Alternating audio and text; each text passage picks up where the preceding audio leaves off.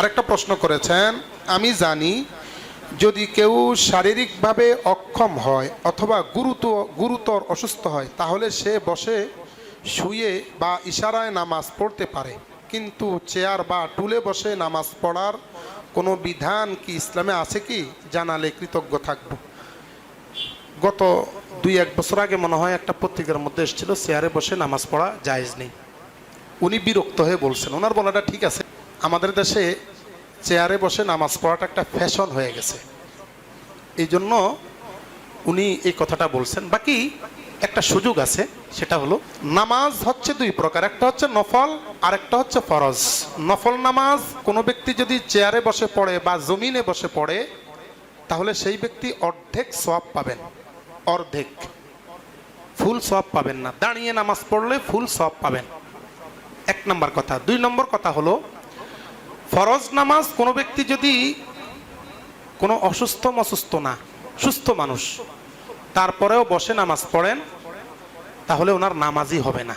ফরজ নামাজ কেবলমাত্র নফলের ক্ষেত্রে অর্ধেক সওয়াব পাবেন, আর ফরজ নামাজ কেউ যদি অসুস্থ না হওয়া সত্ত্বেও সুস্থ মানুষ বসে বসে পড়েছেন তাহলে তার নামাজ হবে না।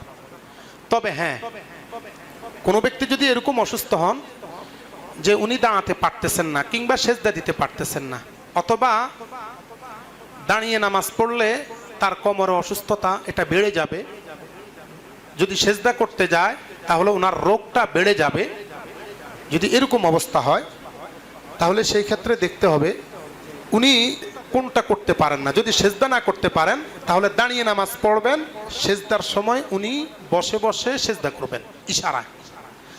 আর যদি উনি দাঁড়াতে পারেন না, সেজদা করতে পারেন, তাহলে বসে বসে নামাজ পড়বেন, যখন সেজদার সময় আসবে তখন সেজদাটা সরাসরি করবেন।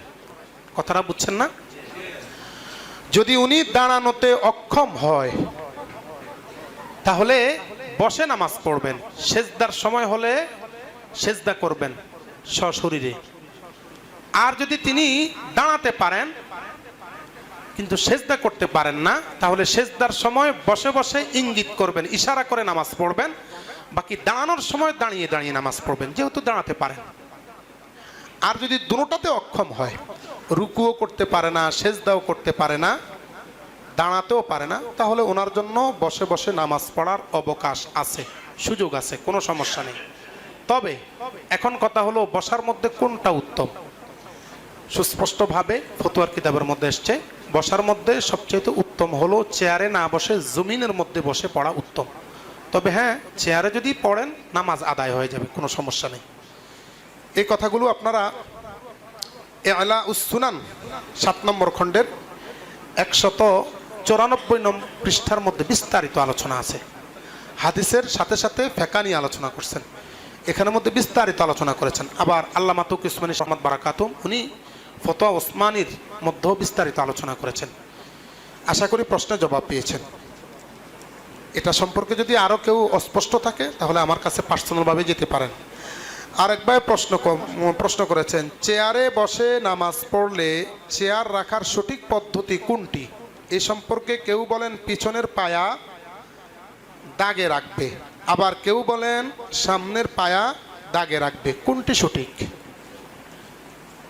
মিশকাতুল মাসাবিহ নামক হাদিসের কিতাব, আদ-দুররুল মুখতার নামক ফিকহের কিতাব, প্রথম খণ্ডের কিতাবুস সালাত অধ্যায় 56 নং পৃষ্ঠার মধ্যে উল্লেখ আছে, মানুষ যখন দাঁড়াবে তার পায়ের গোড়ালিটা থাকবে দাগের শেষ প্রান্তে, পূর্ব প্রান্তে। মানুষ যখন নামাজে দাঁড়াবে তার পায়ের গোড়ালিটা থাকবে দাগের পূর্ব প্রান্তে, অর্থাৎ দাগের শেষ প্রান্তে। আর যেই ব্যক্তি চেয়ারে নামাজ পড়বে, তো চেয়ারে নামাজ পড়া অবস্থায় ওনার যে পিছনের পায়াটা আছে, চেয়ারের পিছনের পায়াটা, ওটা রাখবে দাগের উপরে, সামনের পায়া নয়। কারণ সামনের পায়া যদি উনি দাগের উপর রাখেন তাহলে পিছনের কাতারের আরেকটা লোকের সমস্যা হবে। কথা বুঝেন নাই? এটা ফতোয়ার কিতাবে সুস্পষ্ট লেখা আছে। কেউ যদি চেয়ার ব্যবহার করেন তাহলে চেয়ারের পিছনের পায়া উনি কাতারের মধ্যে রাখবেন, সামনের পায়া নয়। আর উনি যদি দাঁড়ান তাহলে দাঁড়ালে উনি যদি একটু সামনেও চলে যান, যেহেতু চেয়ার বিছিয়েছেন তাহলে চেয়ারের কারণে সামনে দাঁড়াতে হবে, এটাতে কোনো সমস্যা নেই। আশা করি প্রশ্নের জবাব পেয়েছেন।